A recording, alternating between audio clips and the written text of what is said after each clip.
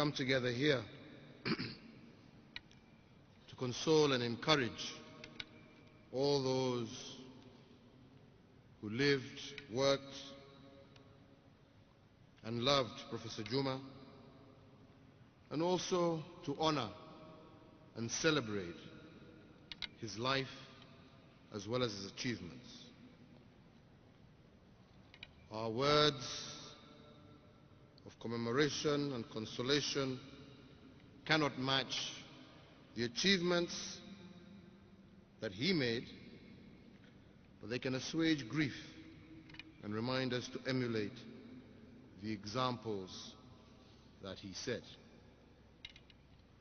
Professor Juma enjoyed an exemplary career as a teacher, a technologist, an author, as we have just heard, and an authority on innovation. His journey, as we know, may have ended in Boston, but it had begun in Busia, right here in Kenya. As we have heard, the first act of his career was probably his graduation from Ugoji Teachers College, and he went on to teach and to impart his love of learning to many. Before long, he had moved into policy work, founding the Africa Center for Technology Studies, and he was later to become the Executive Secretary of the United Nations Convention on Biological Diversity, before making his way finally to Harvard, where he taught development and innovation and mentored a whole generation of students. That, in just bare outline, is the formal career of the scholar that we celebrate and honor today. But we must also ask ourselves that what can we learn from his life? And what are the lessons that he has left us? I believe the first is also perseverance. Professor Juma's formal teaching career began at Ugoji but ended at Harvard. This is the power of persistence, for he simply kept going, improving himself and his students along the way. I believe we ought to take that lesson to heart. The second virtue he taught us is to treasure innovation. If something didn't work, Professor Juma was willing to try something different.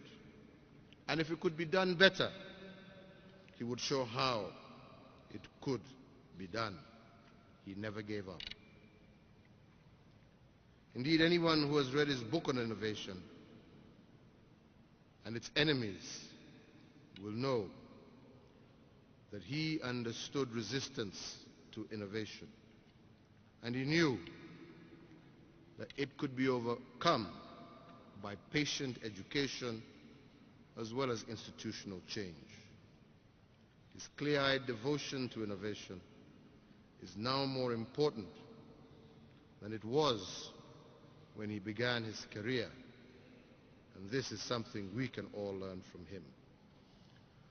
We ought also learn to love learning as he did.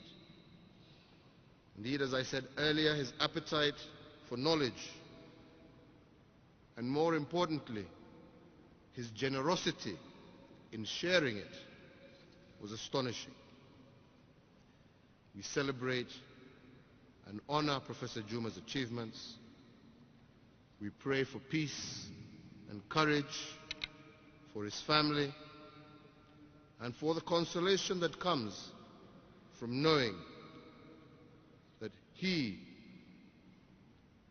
lived a life of humility and service to his country, to our continent, and to the world.